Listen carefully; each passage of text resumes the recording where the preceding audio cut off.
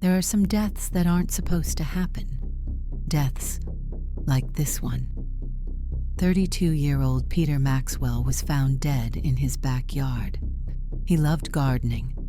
His family said he died doing what he loved. What didn't make sense, though, was that his hands and clothing were clean, not like someone who spent time working in his garden. Matter of fact, the garden looked like it hadn't been tended to in weeks. And the shovel found in his hand? Clean. I'm Detective Cassandra Maddox. I expose the truths others would rather keep buried. This is one of those truths. Peter Maxwell lived alone. He had a small group of friends and mostly kept to himself. His neighbors were fond of him. His co-workers said he was a likable guy, and his family said he was an angel, which made what investigators found next difficult to explain. Peter was believed to have collapsed in his garden. However, he had bruising circling his wrists, and more bruising marked his ankles. Inside his house, everything was turned over. Drawers were pulled out, cabinets left open, and personal belongings were strewn across the floors. Clearly, someone was in there searching for something. However, nothing seemed to be missing. His computers, phone, and wallet were present. Not even the valuables left in plain sight were missing. Whoever did this was here to find something, and whatever it was, Peter Maxwell didn't give it to them. There were signs of a struggle inside the house. Furniture shifted, a lamp knocked over. The kind of disruption that happens when a conversation turns into resistance. Peter Maxwell wasn't just a quiet man with a garden. He was a prosecutor, and at the time of his death, he was the lead prosecutor on a felony murder case that carried a potential life sentence. He had evidence that could blow the whole case wide open. It could have been a flash drive, something Peter could hide. That was why his house was turned upside down. The drawers, cabinets, desk files all emptied. Whoever broke into his home believed that evidence was there. They bound his wrists and ankles and probably tried to get the information out of him. A week after Peter Maxwell's death, the case he'd been working didn't fall apart. It moved forward. Another prosecutor stepped in. Someone who had worked the case alongside Peter. Someone who knew the evidence existed and knew Peter well enough to know he wouldn't keep it where a stranger would look. Later, the evidence was recovered, not from his house or his office, but from a public records room at the courthouse. The hard drive sat inside a mislabeled evidence box, exactly where Peter recorded it would be, the kind of place no one searches, because nothing there looks important. The case went to trial, and it ended the way Peter knew it would, with a conviction. When the verdict was read, the courtroom erupted, not from the gallery, from three men seated together behind the defense. They stood at the same time, yelling, shoving, fighting as officers moved in to remove them. They weren't witnesses or had an official role in the case at all. All three were held in contempt of court. Now this is where it gets interesting. Months after Peter Maxwell's death, there was an attempted arson at a local police station. An unidentified man was caught trying to set the building on fire and taken into custody. He was charged with attempted arson and booked on multiple felony counts. As part of standard booking procedure, his DNA was collected, a routine swab logged and entered into the system. No one connected it to Peter Maxwell, not at first. However, during Peter's autopsy, investigators had recovered foreign skin cells from beneath his fingernails, which was evidence of a struggle. At the time, the DNA had no match. It was entered as an unknown profile and left there. When the arson suspect's DNA was processed, the system flagged it automatically. The profile matched the skin found under Peter Maxwell's nails. The match didn't prove that he killed Peter Maxwell.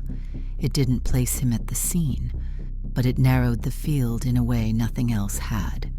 The man's name was Angelo Marcus. Angelo Marcus was also, in fact, one of the 3 men removed from the courtroom the day the verdict was read.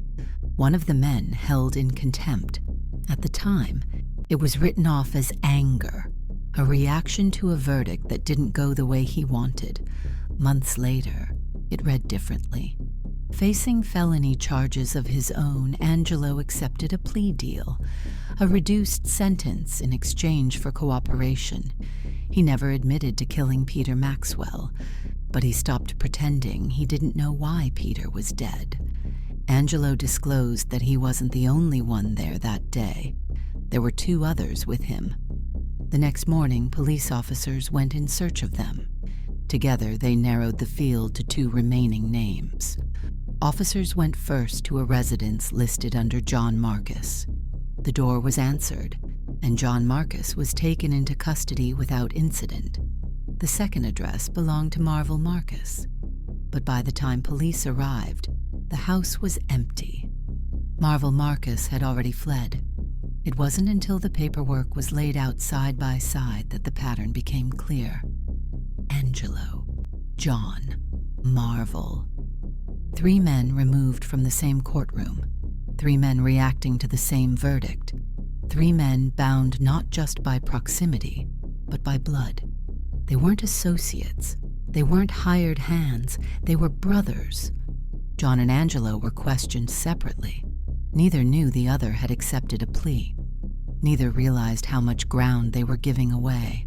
Both admitted they went to Peter Maxwell's house to find the evidence. Both admitted to restraining him when he refused to cooperate. They said the plan was to scare him, pressure him, force him to give it up. Neither admitted to killing him. But both said the same thing about Marvel. They said Marvel lost patience, said he took it too far, said Peter was still alive when they stepped away and dead when they came back.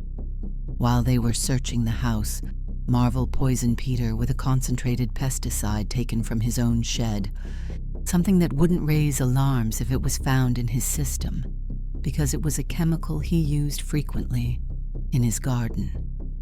By the time they carried him into the garden, Peter Maxwell was already dead. The shovel was placed in his hand afterward to make it look like he collapsed while gardening. Except in reality, Marvel actually killed him. Peter Maxwell wasn't a random victim. He was chosen because of the case. The felony murder trial he was working on was against a man named Stephen Marcus, their brother. Angelo, John, and Marvel believed the case lived and died with the evidence Peter controlled. They believed that if it disappeared, the trial would collapse and that Stephen would walk free. They didn't know Peter Maxwell. They didn't need to. To them, he wasn't a person. He was an obstacle. They went to his house to retrieve what they thought was destroying their family. They restrained him. They pressured him. And when Peter refused to give it up, Marvel went further than the others expected. Marvel Marcus fled before he could be arrested. He remains wanted and has a warrant issued for his arrest. Angelo Marcus accepted a plea deal. He got reduced charges in exchange for cooperation, a sentence that spared him a murder conviction, but not prison. John Marcus was charged for his role in restraining Peter Maxwell, kidnapping and conspiracy, crimes that didn't end a life, but helped make it possible. And Stephen Marcus, the brother they were trying to save, was convicted anyway.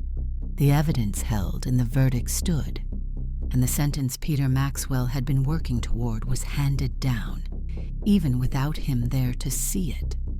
Now, he just needs justice of his own. If you're still here, you're one of the curious ones. Stick around. The next mystery's already waiting.